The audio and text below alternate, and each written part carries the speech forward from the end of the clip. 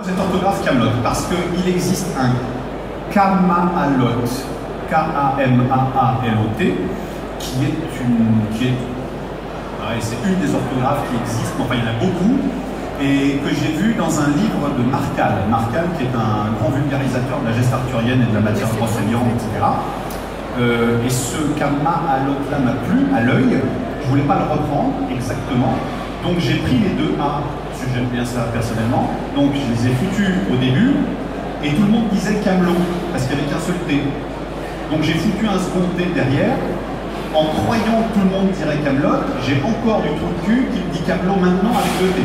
Donc, je ne dis pas que c'est super réussi, mais en gros ça vient un peu de là. Voilà. Qu'est-ce que tu dis, mon grand?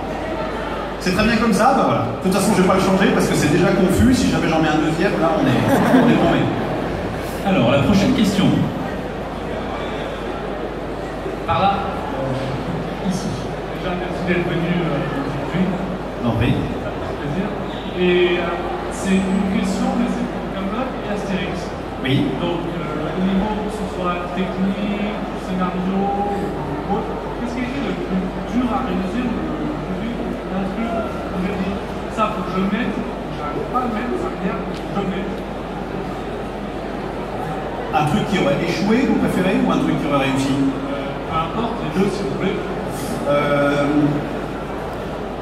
La chose la plus difficile dans Astérix, c'est que selon le budget, je suis désolé, je parle de fric, mais c'est un petit peu la clé du truc, surtout en CGI, parce qu'en France, on n'a pas le budget de Pixar, etc. Mais on veut quand même faire aussi bien. Et c'est à peu près possible, mais le problème, c'est que j'avais 80 minutes. 80 minutes, pas une de plus, et pas une de moins non plus. Et ça, ce qui est très difficile avec Louis Clichy, c'était de rentrer. Parce que quand on tourne un film, on tourne. On sait qu'on tourne tant de jours, on sait qu'on a besoin de ça et que le film va faire 100 minutes. Si après il fait 103 minutes ou 105 minutes parce qu'on a tourné les choses et qu'on a envie de les monter, qu'elles sont bien, on est libre de faire ça. En CGI, en image de synthèse, on est obligé de calculer uniquement que les images qui sont à l'écran. On ne peut pas calculer ce qu'on appelle des poignées. On ne calcule pas plus pour voir si on s'en servira. C'est beaucoup trop cher. À un moment de la production d'Astérix, je crois que les Render Farm de la production calculaient 8 images par nuit. Sachant que c'était du relief, donc en fait, c'est 4 images stéréoscopiques par nuit. Et je sais qu'ils sont arrivés au Burlingue et des fois ça avait planté dans la nuit, donc on avait 4 images dans la tronche. Et en fait, ça coûte tellement cher et c'est tellement long à calculer, on est à la minute près. Et ça, écrire un script à la minute près, voire même à la seconde près, et sachant qu'on va tomber sur ces trucs et organiser les coupes pour que ça tombe à la minute près, ça c'est un challenge, c'est pas hyper agréable, je dois l'avouer. Il y a des coupes qui sont agréables parce qu'elles servent au résultat, et des coupes, non, c'est un peu chiant. Voilà par exemple un des trucs. Voilà. Et après, qu'est-ce que je veux dire? Un truc que j'aurais pas voulu mettre ou pas pu mettre, vous voulez dire éditorialement par exemple, qu'on aurait refusé?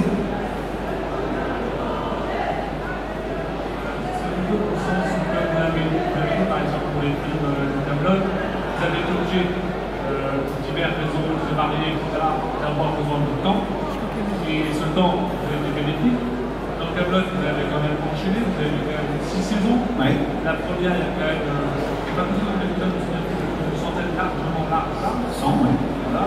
La deuxième, dizaine. La troisième, autant. La quatrième, je pense, un peu moins. La cinquième, c'est un peu moins, mais c'est plus long. La sixième, il y en a moins, mais c'est 2 fois plus long. Donc, personne là, c'est pas que la minute. Mais est-ce qu'il y a des moments où vous êtes arrivé pour dire là, il fallait que je fasse ça, mais je ne vais pas voir parce que ça fait une ligne, parce qu'il y a de la ligne, parce qu'il y a. Non, en fait, non, ça ne s'est pas passé comme ça. En fait, j'ai tout mis à l'écran ce que j'avais tourné. Ce qui est plutôt rare, parce que c'est assez souvent dans les films, en tout cas les films, de tourner, d'avoir une ou deux scènes qu'on coupe, d'ailleurs qui se retrouvent souvent dans les bonus du DVD en scène coupée. Moi, vous remarquerez que mes bonus DVD sont relativement fournis, mais il n'y a jamais de scène coupée.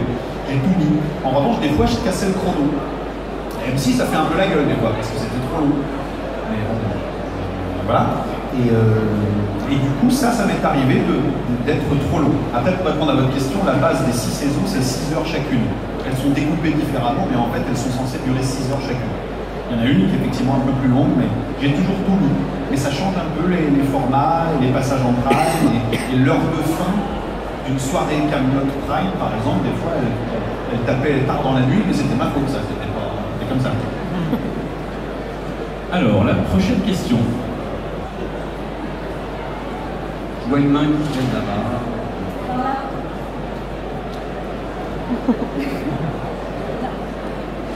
Il y a un micro ou pas, les gars? Ici, bonsoir.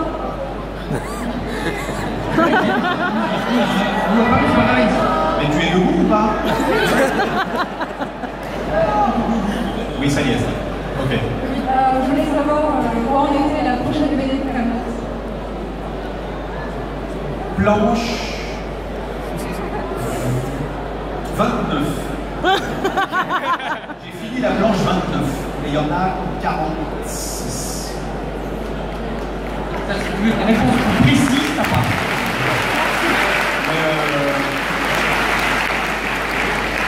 Je crois que je suis resté plus d'1 an en planche 26. Pas parce que je galérais, parce que je me suis arrêté en fait.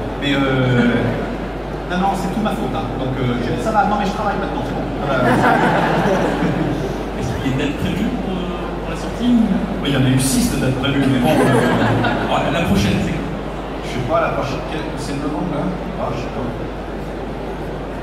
À mon avis, ouais, ça va être à la rentrée. Si on veut bien le sortir, ce sera à la rentrée septembre, je pense. M'étonnerait que ça fasse trop de temps. Je crois pas. Je sais pas. Ne diffusez pas ça à Casterman parce que ils vont me lancer les chiens là. Gardez tout. Question suivante. Allez. Ah bah en blanc, non, du coup, c'est super. Parfait, pratique. C'est énorme. Bonjour Monsieur Asti. Bonjour. Moi j'ai une question à poser. Est-ce que dans les films Camelot, vous serez toujours entouré de bras cassés? Mais qu'est-ce qu'il pourrait faire? Non, mais pourquoi pas? Une question. Tiens, voilà. C'est une bonne idée que vous soulevez. Et si je n'étais plus entouré de bras cassés? C'est pas mal ça. Nous, on est là, déjà. En fait, j'ai jamais dit bras cassés, moi. C'est vous qui dites bras cassés. Moi, j'ai jamais dit ça. C'est quand même des gros bras cassés. C'est votre avis.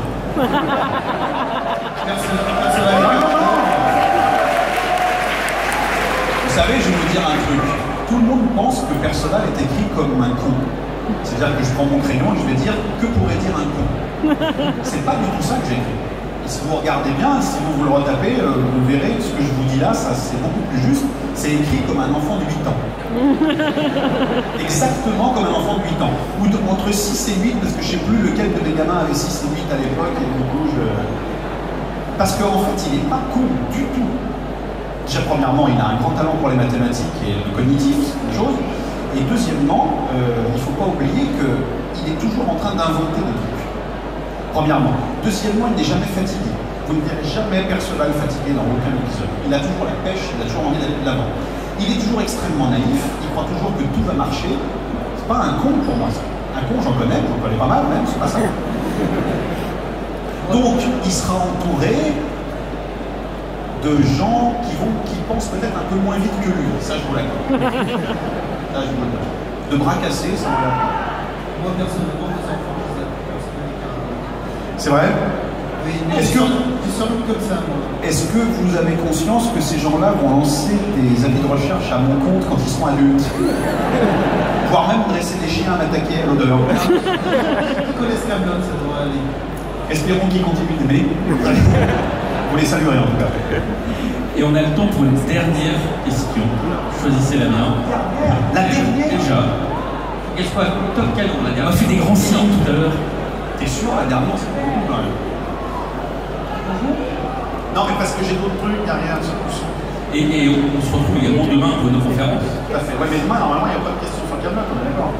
Logiquement. Parce que là, je réponds à ça, puis après, je m'arrête pendant des années. Hein. C'est mort, hein. Donc la dernière, on ne fout pas la pression, mais allez-y. Hein.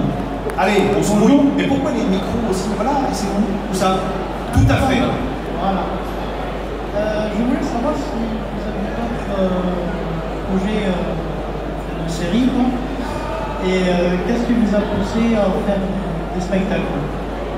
Est-ce que vous êtes sûr de cette question?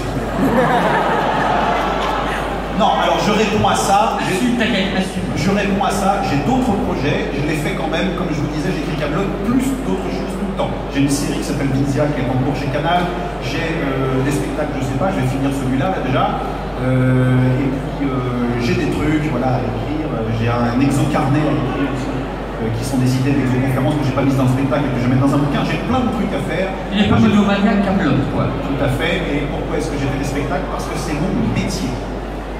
Et je pense que c'est une bonne raison. Largement. Une autre, vite fait. Allez, ouais, vite fait une autre.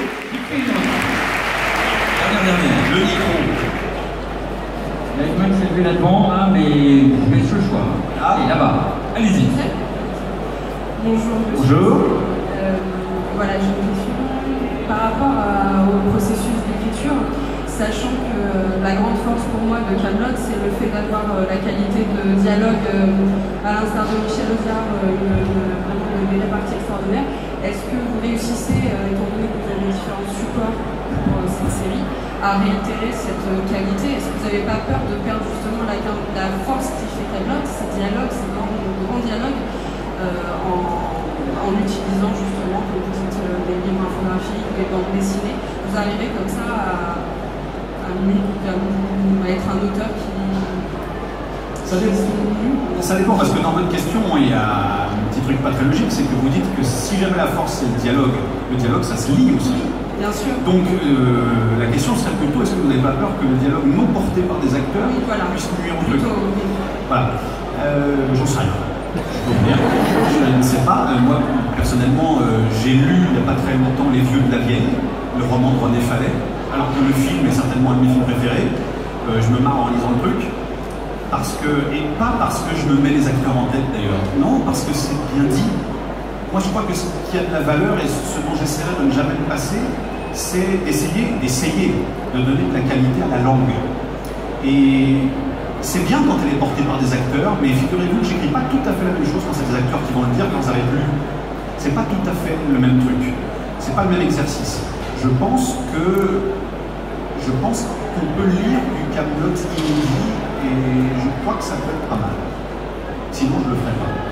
Mais peut-être que je me trompe. Qu'est-ce que vous en pensez?